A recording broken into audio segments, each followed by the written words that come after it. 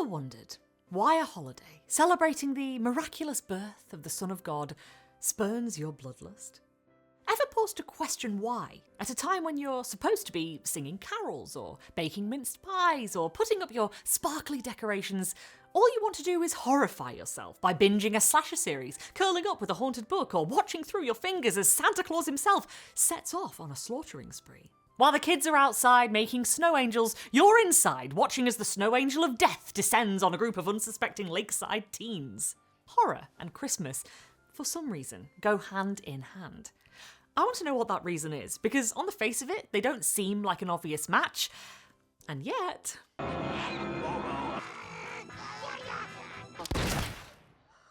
So, why are we like this? What's the deal with Christmas and horror going better together than Yorkshire puddings and gravy?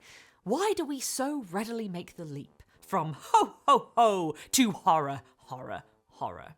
There are lots of factors that go into answering this question, so I'm going to focus on what strike me as the main three. The three C's of Christmas, if you will. Community, consumerism, and catharsis. And to do this, I will, of course, be looking to the literature, from Charles Dickens to Shirley Jackson. But before we sleigh ride into the weeds, welcome. I'm Dr. Rosie Whitcombe. This is Merry Merry Mousy, and we make videos on all things bookish, so please do subscribe if that is your jam. A big thank you to our patrons over on Patreon and channel members here on YouTube. We appreciate your generosity and support very much, and if you'd like to join them, there is a link down below. There's a bit of ghostliness, just a pinch of gore and a smattering of domestic menace in the stories I'll be exploring today, so please be aware of the unsettling tenor of this video moving forward, and with all that said and done, let us begin. Let us journey back in time to discover how and why our obsession began. Let us attempt to really understand how these seemingly opposing forces, tinsel and torment, baubles and blood, mince pies and murder, appear so essentially, so intrinsically one and the same. What's the deal with Christmas and horror? In his book of Christmas ghost stories, first published in 1891, Jerome K. Jerome muses on this very conundrum. There must be something ghostly in the air of Christmas. Something about the close, muggy atmosphere that draws up the ghosts, like the dampness of the summer rains brings out the frogs and snails. And not only do the ghosts themselves always walk on Christmas Eve, but live people always sit and talk about them on Christmas Eve. Whenever 5 or 6 English-speaking people meet round a fire on Christmas Eve, they start telling each other ghost stories. Not really sure why it has to be English-speaking people specifically. Come on, Jerome, it's 2025. Nothing satisfies us on Christmas Eve but to hear each other tell authentic anecdotes about spectres. It is a genial, festive season, and we love to muse upon graves, and dead bodies, and murders, and blood. Jerome says there must be something ghostly in the air of Christmas, but I think he knows very well what that something is. He pretty much tells us so in the succeeding paragraph: community. If a group of people, and not just English-speaking people, meet round a fire on Christmas Eve, they will, almost inevitably, end up sharing ghost stories. Jerome poses it as something of a foregone conclusion. But where did this communal, traditional Christmas pastime of sharing spooky stories begin? Let's go back even further, several decades further in fact, to the 1840s. Together, let's picture the scene. The lamplit dusk of early Victorian London. Smoke from the chimneys blotting the heavens, snow falling soft on the cobbles. People milling around, maybe shutting up shop or careening to the nearest tavern or rushing home to where fireside and family await. Amid the throngs is a man. Early 30s, dark, wavy hair, maybe carrying a bag or a book or perhaps even pages of an unfinished manuscript. He stops outside the local booksellers, peers into the glowing window, and is delighted to see this, his very own brand new novella, bound and gilt for all of London to enjoy. The man is, of course, Charles Dickens, who, in 1843, published what would come to be known as one of the most recognisable and popular Christmas stories of all time, A Christmas Carol. Now, it's no secret that Dickens's holiday novella was, and continues to be, hugely popular. Think of the countless retellings and adaptations. It's one of those stories that you know, even if you don't know it, even if you haven't read it. It is ingrained. And, what's more, it played a part in cultivating our contemporary association between Christmas and horror. Now, before we get into why this is, we need to ask ourselves, can we really class A Christmas Carol as horror? And the answer, I think, is no, not really. Certainly not by today's slasher standards. A Christmas Carol isn't a horror story. It is, however, a ghost story, and not just any old ghost story. Dickens's tale of ghosts and goodwill spearheaded an important Victorian literary tradition that in part paved the way for stuff like this. But we'll get to that in a second. In case you need a refresher, A Christmas Carol is essentially the redemption arc of Ebenezer Scrooge, a squeezing, wrenching, grasping, scraping, clutching, covetous old sinner, hard and sharp as flint, from which no steel had ever struck out generous fire. Secret and self-contained, and solitary as an oyster. The cold within him froze his old features, nipped his pointed nose, shrivelled his cheek, stiffened his gait, made his eyes red, his thin lips blue, and spoke out shrewdly in his grating voice. A frosty rime was on his head, and on his eyebrows, and his wiry chin. He carried his own low temperature always about with him. He iced his office in the dog days, and didn't thaw it 1 degree at Christmas. Throughout the story, mean, miserly Scrooge is visited by 4 ghosts. The ghost of his ex-business partner Marley, the ghost of Christmas past, the ghost of Christmas present, and the ghost of Christmas yet to come, and through their supernatural interventions, he recognises his own selfishness and greed and decides to make a change. The story ends with Scrooge using his great wealth to help others, notably Tiny Tim and his destitute family, and they all live happily ever after. So popular was Scrooge's story that it quickly became a Christmas classic, and this, in turn, popularised the association between Christmas and ghosts. Combining the spirit of the season with the supernatural helped to cement the idea of ghost stories as a Christmas tradition. Now, it's important to note that Dickens didn't invent this association. He may have helped to revive it and popularise it, and stories like A Christmas Carol did a huge amount to forge an association in the Victorian imagination between Christmas time and the sharing of frightening fables, but this tradition of telling spooky stories during the darkest part of the year actually goes much further back. Before Christmas, there was Yule, the pagan holiday marking the winter solstice, and there have existed for many, many centuries Yuletide monsters, phantoms, and demonic apparitions that span different countries and cultures. The practice of sharing horrific stories in the dead of winter is something people have done for a very long time. It's part of a medieval tradition that presents winter solstice as an ideal setting for monsters to emerge from the darkness of the long night. And really, what better activity to get you through the long, dark nights than to warm your cold bones by sharing fireside tales of the supernatural? The Victorians certainly thought as much. During the Victorian era, Christmas was a time for family gatherings around the hearth, where storytelling was a common pastime. Ghost stories, with their elements of danger and the supernatural, were a natural fit for these gatherings, offering a thrilling contrast to the warmth and safety of the home. So here we have that sense of community. One of the reasons we associate Christmas and horror is because of this ages-old tradition of sharing dark stories during the darkest part of the year, round the fire, with your loved ones. It's a communal activity, and it's comforting, isn't it? Being all cosy, surrounded by your family, sharing ghost stories. It's kind of like being tucked up in a warm bed in a cold room. The contrast is reassuring. It makes you appreciate the fact that while some poor protagonist is being scared out of their wits, you are safe and snug, drinking hot chocolate with your nearest and dearest. Just a quick side note that I can't help but mention. There's a chance that, for the Victorians, the association between the darkest time of the year and the supernatural could also have to do with the fact that longer nights meant more gas lamps being lit indoors.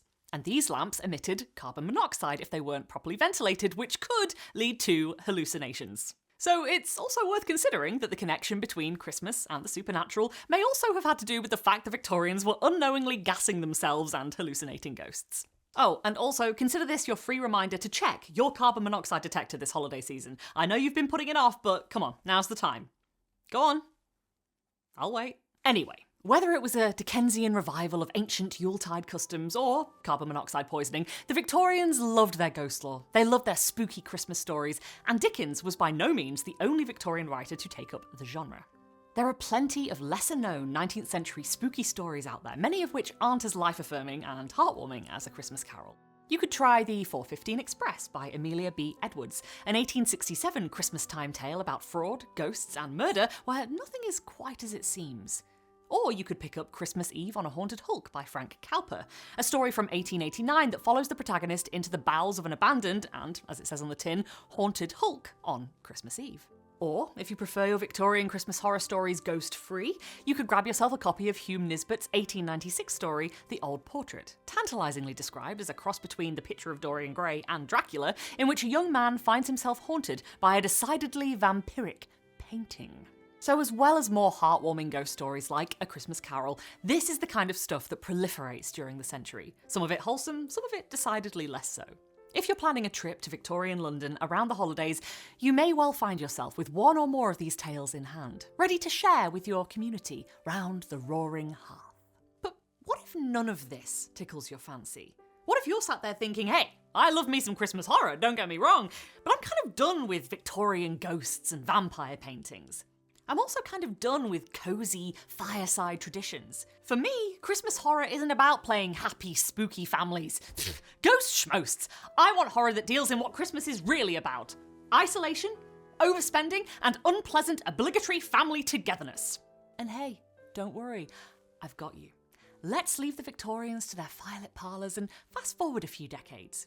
You'll likely notice that in that time we've witnessed 2 world wars, several revolutions, the mass production of an astounding number of modern inventions and innovations, and a variety of cultural and political movements that have served to thoroughly shake up this Victorian, fireside, family-centric ideal. And a side note to any M.R. James fans out there, I'm fast-forwarding over him too, which might seem a bit insane in a video about Christmas and ghosts and horror, but hey, maybe next year. I'm sorry, I can't, don't hate me. We've moved on to a time when the community-minded storytelling tradition has been gradually overshadowed by the commercialisation of the holiday. To a time when certain writers saw fit to write against this sense of community and domesticity.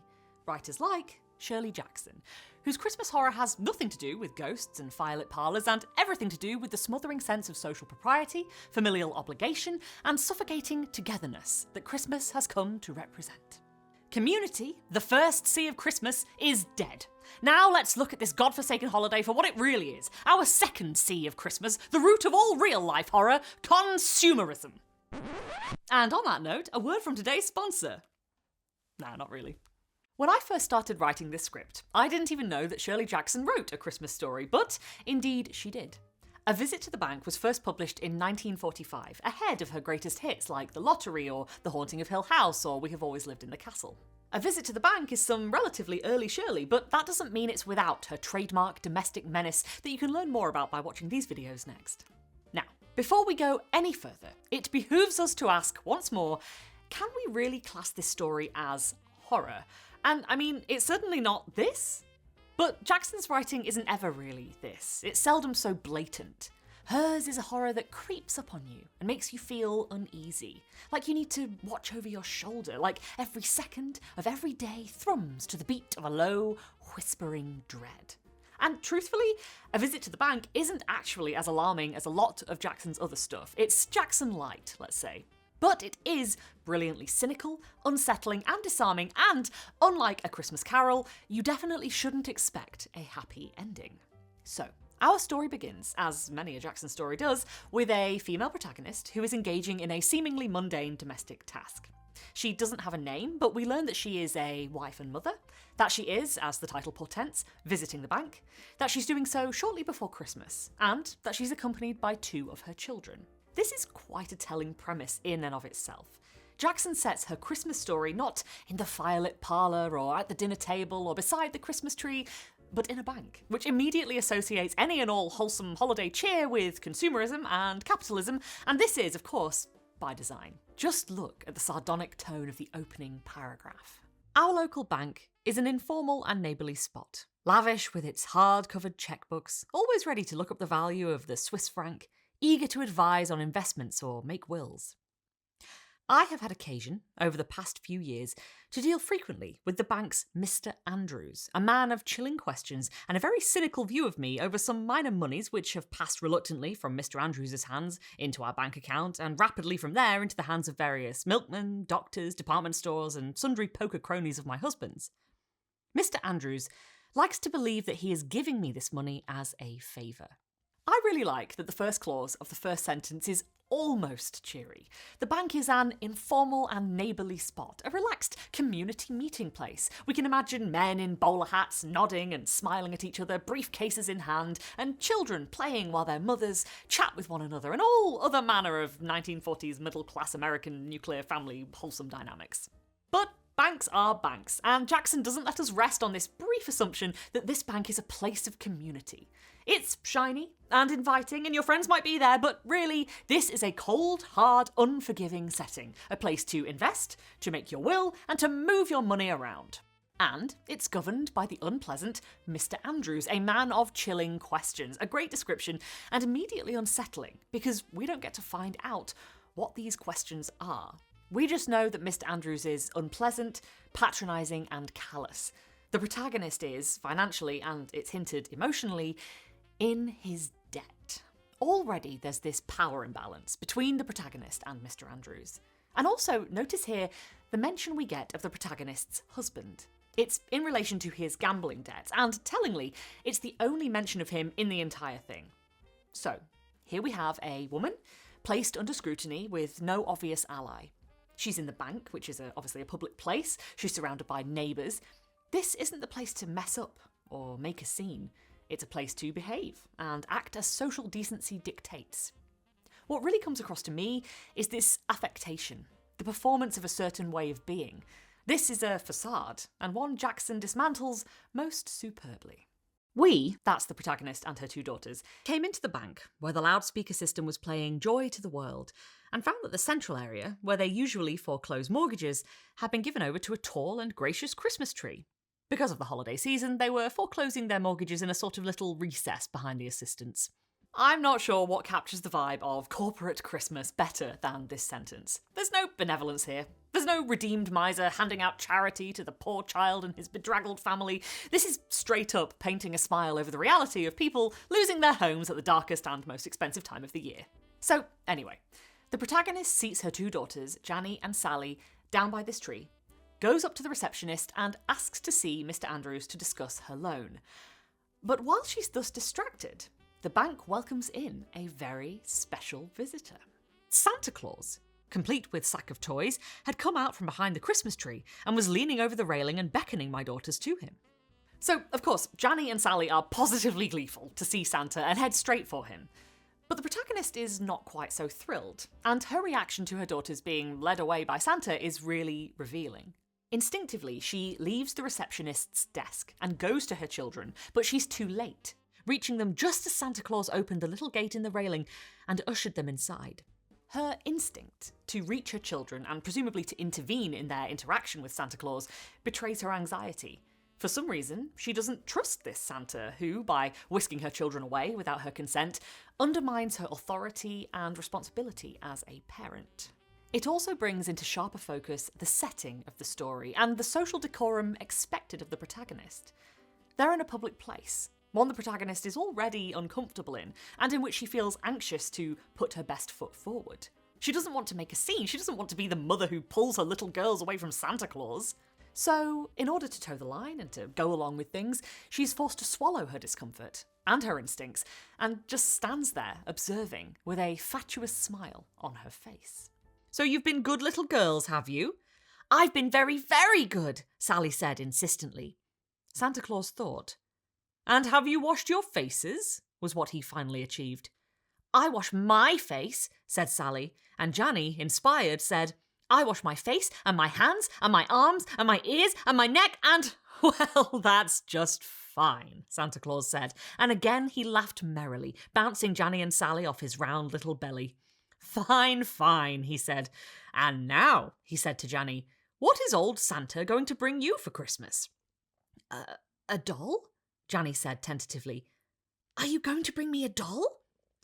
"I most certainly am going to bring you a doll," said Santa Claus. "I'm going to bring you the prettiest doll you ever saw, because you've been such a good girl." Now, on the surface of things, this interaction between Santa, Janny and Sally might seem kind of harmless. Here we have two children meeting Santa. We get what feels like a typical back and forth between them. "Have you been a good girl?" "Yes." "What do you want for Christmas?" "A doll." This is fairly standard Santa meet and greet stuff, right? It's sweet, right? But consider it in the context of the story. Grown man takes children away from their mother without her consent, and no, of course it's not sweet, it's weird. And for me, a lot of that weirdness is brought out with marvellous effect by Jackson's use of italics. I can hear the slickness of Santa's voice when he says, "I most certainly am going to bring you a doll. I'm going to bring you the prettiest doll you ever saw because you've been such a good girl." Their conversation goes on for quite a while too, and it's oddly repetitive. Santa asks Janny and Sally iterations of, "Have you been a good girl?" over and over again. It's stifling. He's really egging these children on, pandering to them, praising them, and promising to them a wealth of expensive gifts.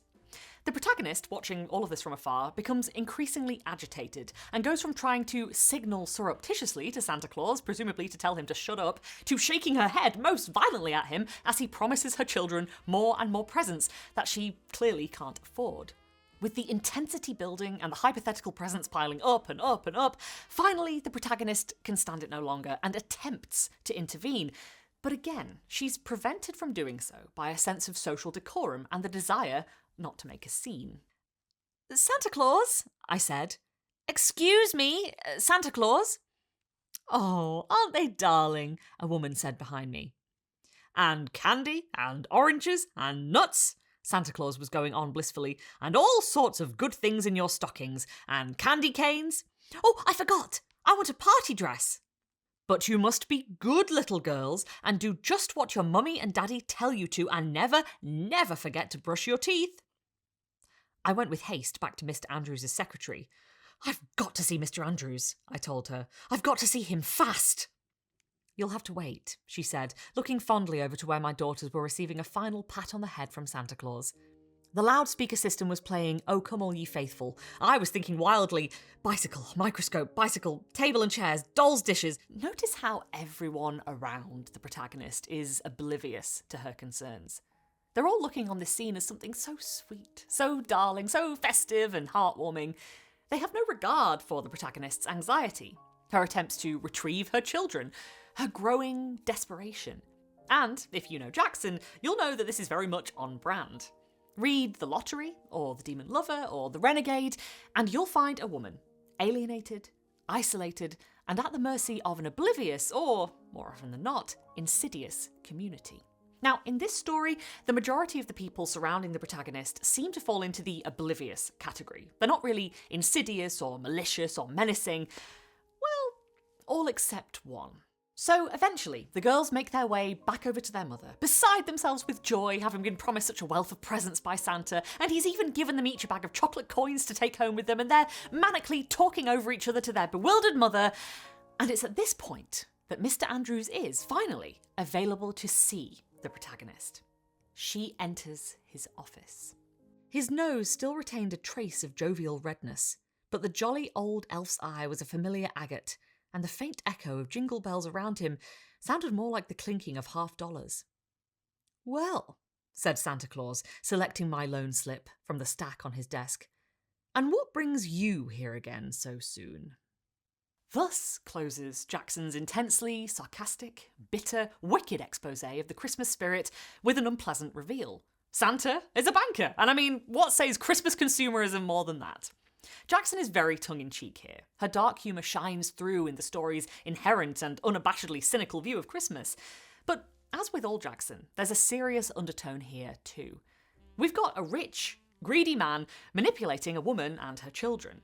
And not only are his actions going to cost her financially, but as we know from the beginning of the story, he seems to enjoy degrading her, making a bit of a spectacle out of her, reminding her that she really owes him. And we don't get the satisfaction of justice being served here either. No ghosts appear to show this man the error of his grim, manipulative power play. Rather, the protagonist is left floundering. Her husband absent, as husbands are in many a Jackson story, her children demanding what she can't afford to give, and the stitches of her well-being swiftly picked apart. Finding herself beholden to the strictures of social decency and decorum, to the need to maintain a veneer of Christmas cheer, the protagonist is left very much out of pocket by an insidious banker who plays on the joy of innocence of children in a shameless show of manipulation. Now, yes, I know, this isn't horror. Just because Jackson writes horror doesn't mean everything she writes is horror, and maybe I've missold this a little bit, but still. There is a subtle undertone of festive malevolence here, isn't there? Consumerism reigns supreme in this story. Jackson exposes the dark side of a holiday that should really be about peace and giving and togetherness, and shows how, in fact, capitalism preys on those very sentiments to get you to spend, spend, spend, whether you can afford to or not. I'd say that's fairly frightening, and if you're not convinced, what about the protagonist herself? No, she's not being chased through the snow by an axe-wielding Santa, but she is isolated and alienated, tricked and manipulated. Jackson, I would argue, is playing on our innate fear of loneliness, a fear that's very real for a lot of people, especially at Christmas, a fear of being separate, othered from the rest of the community. There's something sad and suffocating about all this, and it really paves the way for Jackson's later stories that are indeed horror through and through.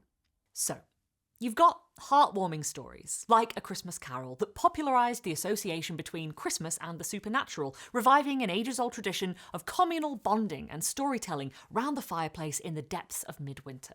You've got intensely cynical stories like Jackson's that show up the consumerist hellscape side of Christmas and play on our fears of loneliness and isolation. You've got your classic holiday slasher and Dancer and Prancer and Vixen, and though all of the above are very, very different, they do share at least one unifying feature that helps bring us one step closer to understanding the connection between Christmas and horror. They are cathartic, catharsis being our final Christmas C. Ebenezer Scrooge undergoes an intense process of catharsis as he transitions from loveless miser to reformed do-gooder, and we, as readers, take that journey with him. The protagonist in A Visit to the Bank doesn't get to experience such a cathartic shift during the course of her narrative, but we, as readers, might find something cathartic in Jackson's cynicism.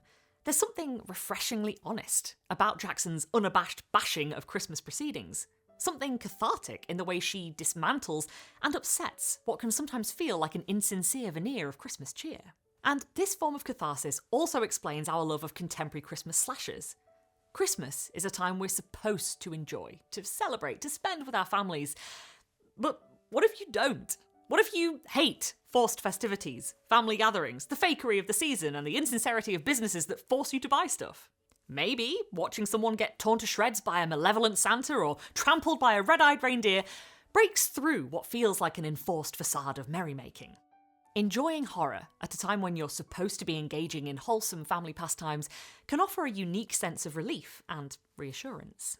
There's one more factor, a surprise final Christmas C, that I want to consider when it comes to understanding the relationship between Christmas and horror, and that is connection. Christmas is a time of year when we tend to reflect on our lives, our relationships, our feelings, and doing so can leave us especially haunted. Unlike Scrooge, we don't have the ghost of Christmas yet to come, treating us to a sneak peek of the future, but we may well end up spending more time than usual pondering where we are and what's to come.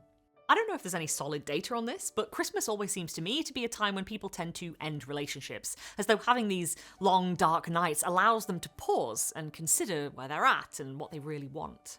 And not only are we perhaps more likely to consider our futures, but our pasts too. Christmas is a time when we might be more inclined to pause and remember those we've lost. As Rachel Burge puts it, as the year comes to a close, it's natural to think about loved ones no longer with us. And what better time for ghosts to draw near than deepest, darkest winter? Thinking about the dead and remembering the past go hand in hand, especially at Christmas. This might feel a bit more tenuous, but maybe, for some, this is the reason Christmas and horror go so well together. Not because slasher films are touching tributes to the dead, but because at this time of year, the dead somehow feel closer. And maybe stories portraying that closeness, whether wholesome or gruesome, enable that connection. I think there are lots of reasons that Christmas and horror feel so intimately bound up with one another. For me personally, I think it has to do with the long cold months, the contrast of the spookiness out there and the coziness in here, with the tradition of storytelling. And really, what better story than one told in a whisper, round a crackling fire that stays with you all the dark night long? But maybe you disagree. Maybe you have a completely different take on Christmas and horror, and I'd love to hear what you think. And if you're mad at me for not mentioning your favourite creepy Christmas tales, please do shout your recommendations at me in the comments below. A merry bloody Christmas to all who celebrate. Please do enjoy indulging in some horror this festive season, or just have a lovely wholesome time with your family, or something in between. However things shake loose, I hope to see you next year. And if you can't wait until then and want to learn more about the dark literary arts of Shirley Jackson, we've got a whole playlist of Jackson-related videos. And if you don't know where to start, why not try this one about how the most villainous people are often those you least suspect by clicking here next.